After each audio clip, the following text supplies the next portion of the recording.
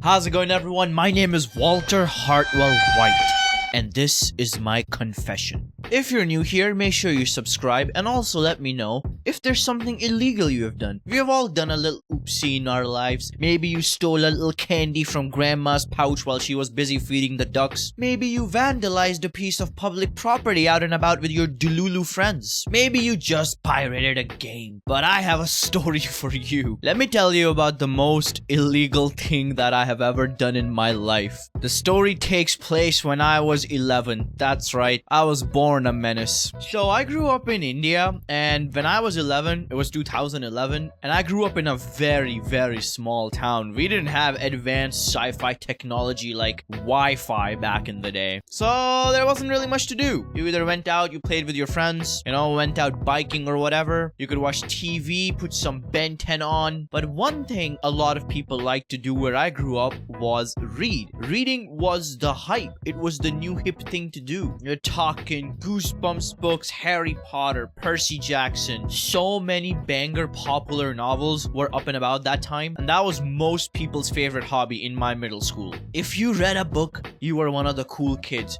and by God, I was leaving that rebellion. The addiction began when I was like 8 years old, and we got one of those scholastic book forms in our school. I saw that shit and I was like, holy shit, this looks amazing. Around the same time we got those scholastic book forms and book fairs, our school also opened a new library, which was again a new thing. So by the time I turned 11 and we reached 6th grade, we thought we were at the top of the world, me and my friends. That's when the addiction had fully settled. One of our most anticipated school periods was the library period, and we all got issued library cards. You could take that bad boy, grab a book from the shelf, sign it, and take it home with you for a whole week. And as some broke-ass 11-year-olds, those were the days. That was the best thing you could have asked for. Me and my cronies were always the first in line, grabbing the best books off the shelves, taking it home with us. We would read them, exchange them around, and then bring them all back the next week like you were supposed to do. But our school looked at us and they thought that we were having a little bit too much fun. Living life too much. They weren't having any of it. So like Umbridge in Harry Potter 5, they started putting some wacky rules to just stop the reading madness, suppress and smother it out while they had the chance. So for example, they implemented this rule that if you're issuing a book from the library this week, and then next week when you come back to return the book, you can't issue another book right off the bat, because that was the returning day.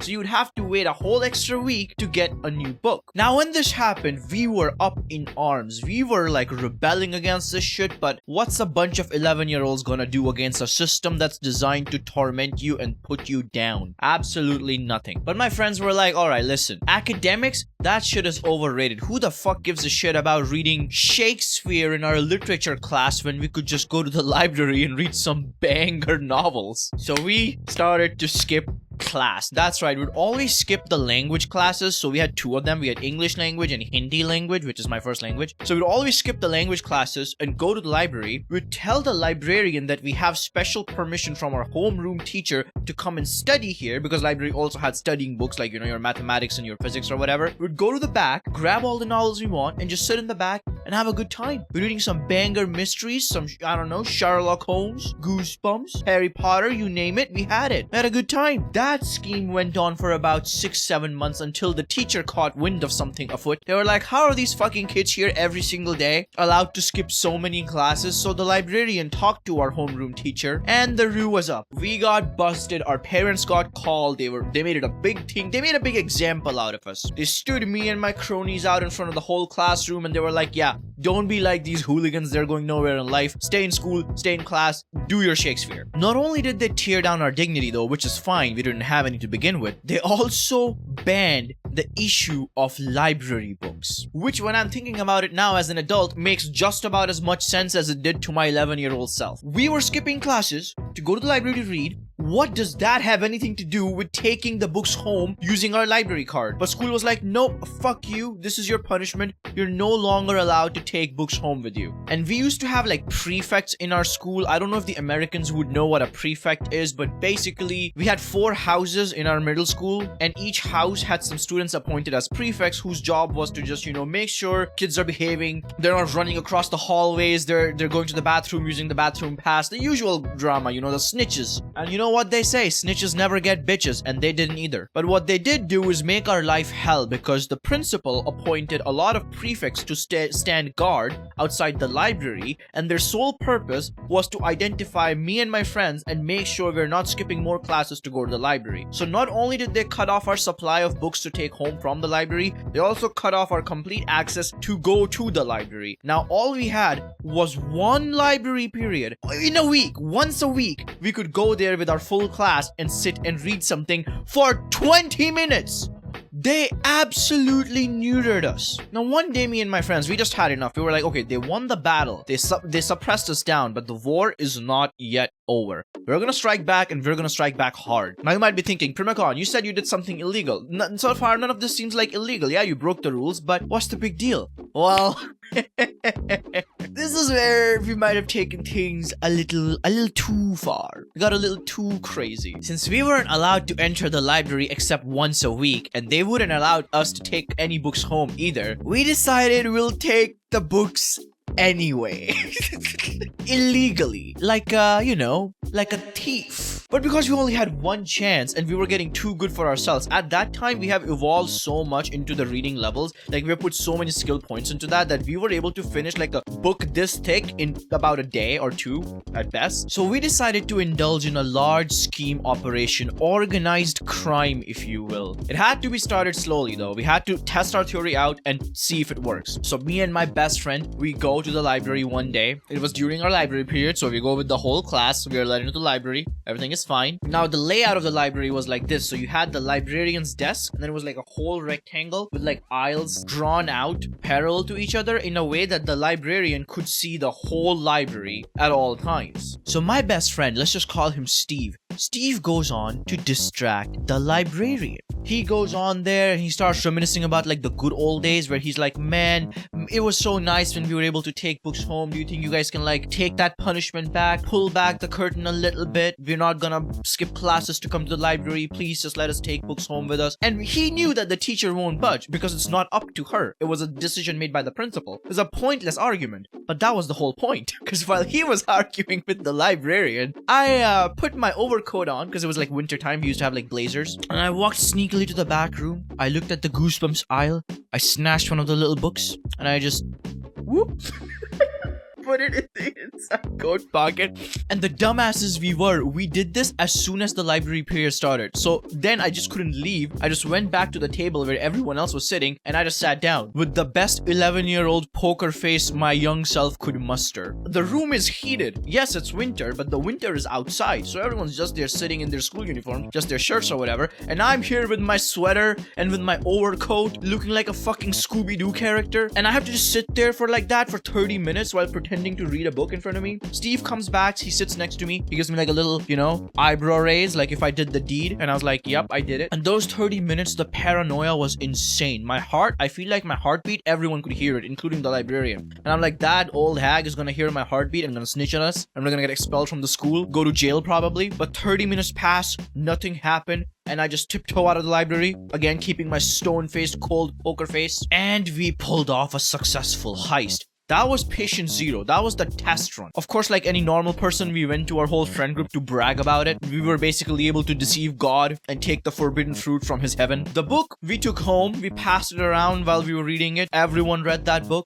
And the whole week passes, library period comes back, we go there again. This time, the book we took, we take it back with us, again, auspiciously in my overcoat, trying not to stand out too much from the crowd. Steve starts his theater act again, distracting the teacher. I put the book I took back on the shelf and take another one out, and we rinse and repeat for a few weeks, I think. But then we decided we should upscale the operation. Not only was one book too little, like I said, we were like at skill level 25 at this point, where we could finish that book in a few hours, and then we just had to wait a whole week. And we were like, this is no better than just going to the library and reading it. Why are we even committing a crime? But the librarian was also starting to get suspicious of Steve's hooligan shenanigans, so we decided to make the operation big by letting all of our friends in on it. The upscaling went like like this. Every week, someone new would distract the librarian. Someone new would go there and snag books. That's right, multiple books. I think at one point, we emptied the whole shelf out and each of us had like 5 books tucked up in our overcoats. And we just told them that the heating system is bad and we're gonna catch a cold. Everyone is like super cold and shivering in this library. She was so confused, the librarian, because she was like, am I the fucking stupid one? Am I on goof juice? Like, why am I sweating here? As weeks went by, shelves of books would just disappear into the night, ended up in the grubby paws of a bunch of hungry 11-year-olds. The thing with spreading the operation out like that though was it was tough to keep track of the stolen inventory. We were careful not to mess up the books and bring them back the next week so that we can take new ones,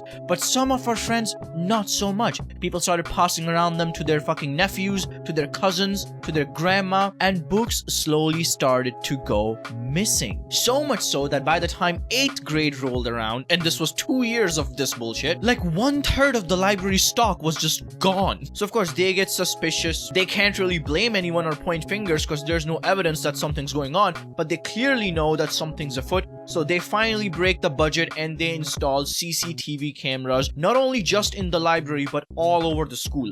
In every single hallway, outside the classrooms. It was basically like Alcatraz at that point. They were monitoring every single movement on every single kids. So as 8th grade came to an end and middle school adventures came to an end, we decided to put a stop to it because we didn't want to be caught red-handed, and we thought that the operation was getting too out of hand anyway. But before we all departed to high school, we had to make sure to remove any incriminating evidence. The librarian had a record. It was like this large binder that she kept track of all the book inventories and people who used to issue the books and take them home or whatever before that shit was banned. It had like attendance of the students who would come to the library and when. It basically had too much information to give up. So one fateful day we decided to get rid of it. This was the second last library period of middle school basically. The librarian, she kept the register under her desk and there was no way in hell you were gonna sneak that shit out of there without getting caught at that point, because that thing was huge. That was like this big. It was like size of my 11-year-old torso. Now our school, being a relatively new school, was built on the very outskirts of the town I grew up in. There were basically just giant farmlands and swamps around the school, not much civilization. Like it was like a 50-minute car ride to get there every single day, to be honest. It was very far away. So we pulled off the final shenanigan where basically Steve called the librarian to himself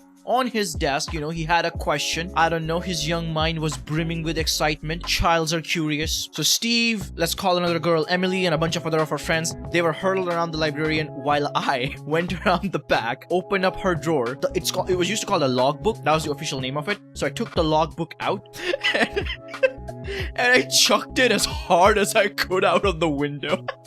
That shit went flying out the school bounds, landed in some fucking farm, I think in a puddle of water, and we heard nothing about it because the next week was the last week of the school. There was no library period at that week because what we would do is just do revision for the upcoming final exams. So we would just stay in our homeroom and do jack shit all day. But even when that week came, we heard nothing of it, and then school ended, we gave our exams, and we went about our day. Not only did middle school end at that point, but I also moved cities where I left my small hometown and went on to live in Delhi, which is the capital of India. So like a big city. And high school started and I forgot all about it. So yeah, theft, deception, organized crime, removal of evidence, you name it. And allegedly, I was involved when I was 11. I don't know how this video is gonna turn out. If you're listening to this far, thank you. Maybe you did some shenanigans in your childhood as well. Let me know in the comments. I would love to read them. Thank you for listening, and I'll see you soon with a new video. Primacon signing out.